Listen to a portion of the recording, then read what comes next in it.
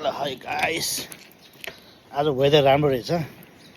Cycling चलाएर जाँदैछु। यस्तो जट्ट 2-3 फ्यानका घुम्नु पर्यो भनेर साइक्लिङ गर्दैछु।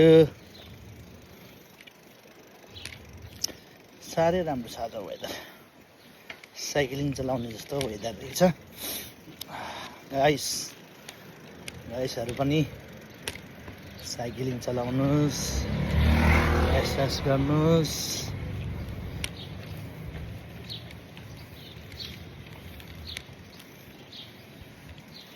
फुलहरू देख्नुमा कस्तो राम्रो फुल फुल्छ त। Oh my God.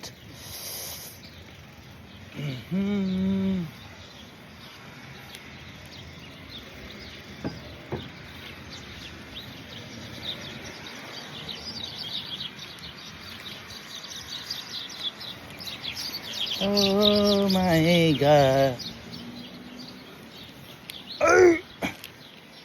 जाँदैछु अलिकति चराइमाथि।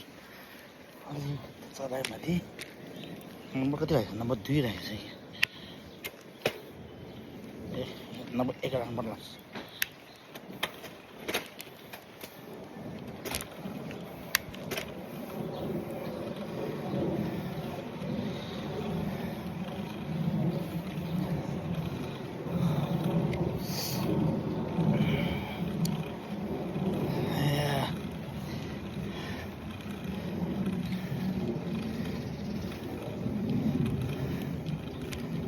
अगाडिको त्यो अलिकति क्यामेराले छेक्दै रहेछ क्या।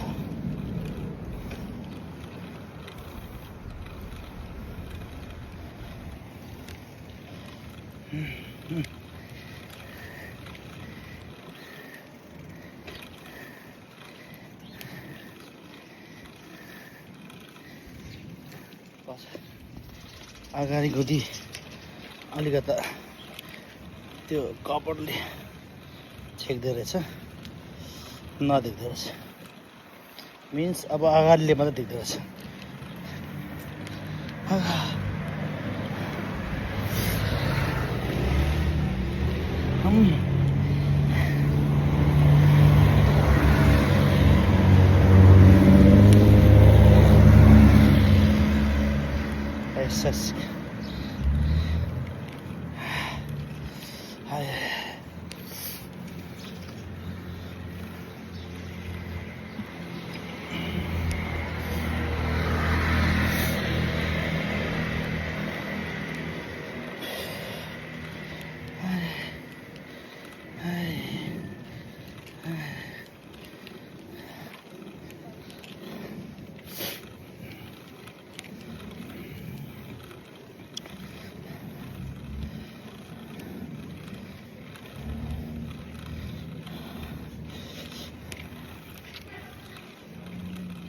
साइक्लिङ चलायो भने त एकदम एक्सर्साइज त एकदम राम्रो हुन्छ नि। यो सानो बेलादेखि धेरै चलाउँथ्यो पहिला, अब नचलाएको त त्यही भयो। फेरि स्टार्ट गर्दैछु। लगभग दिनको 3-4 महिना माइल चलाउनु सके पनि धेरै राम्रो हुन्छ नि त होइन। त्यसले गर्दाखेरि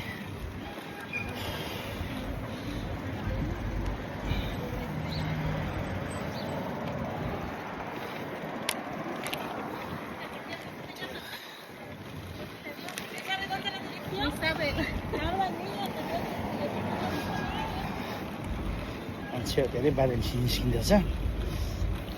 म अहिले 64 र 65 को बिचमा पुगेको छु।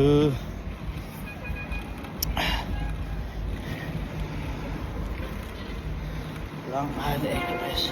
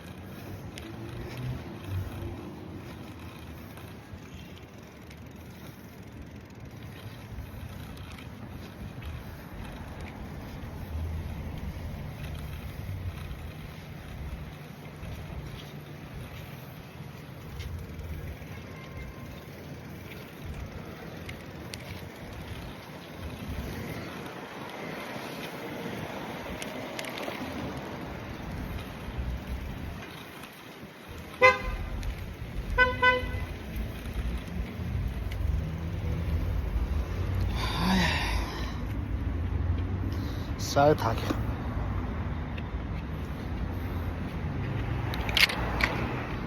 होइन यो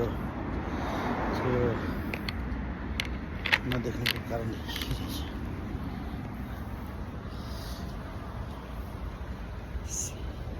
थाक्यो स्टार्ट पऱ्यो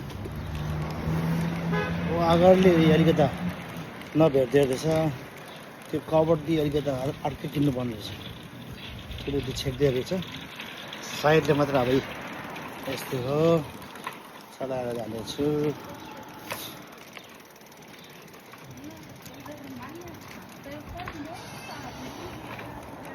मेरो डेस्टिनेसन कतिखेर पुग्छ थाहा छैन जाँदैछु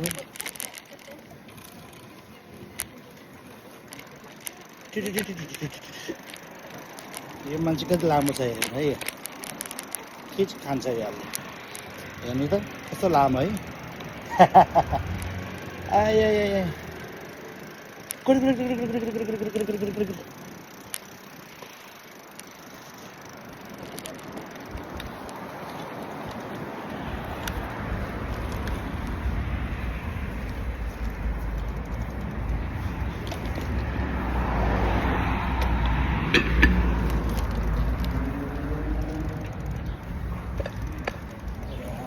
पर्यो त्यो साइकलको मिरर पनि किनेको थिएँ मिरर पनि आएन अहिलेसम्म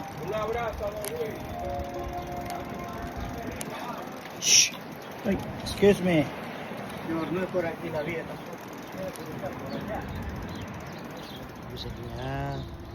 कहाँ चाहिँ पुग्यो भने साइकल यहाँ छ मेरो होइन यो रुख साह्रै यो हाम्रो नेपालतिर के हो यो रानी रात के रानी भन्ने जस्तो फुलहरू साह्रै मिठो गराउँदैछ मैले कहाँ आयो भने पनि छोरीको दाँतको एपोइन्टमेन्ट थियो छोरी स्कुलबाट आयो म सिधै यहाँबाट आएँ मलाई गाडी लिएर किन आउँ साइकल चलायो भने अलि जिउलाई पनि काम लाग्छ होइन त्यसले गर्दाखेरि मैले यहाँ आइपुगेँ मेरो डेस्टिनेसन यता अब छोरी भित्र गएछ मैले छोरीलाई बाहिर कुदेर आएको छु अब साइकल बाँध्ने पनि छैन फेरि यता राख्यो भने फेरि चोर देला कि भनेर डर छ त्यसले गर्दाखेरि म यहाँ बसिरहेको छु ल हेर्नु त पानी कस्तो हुँदैन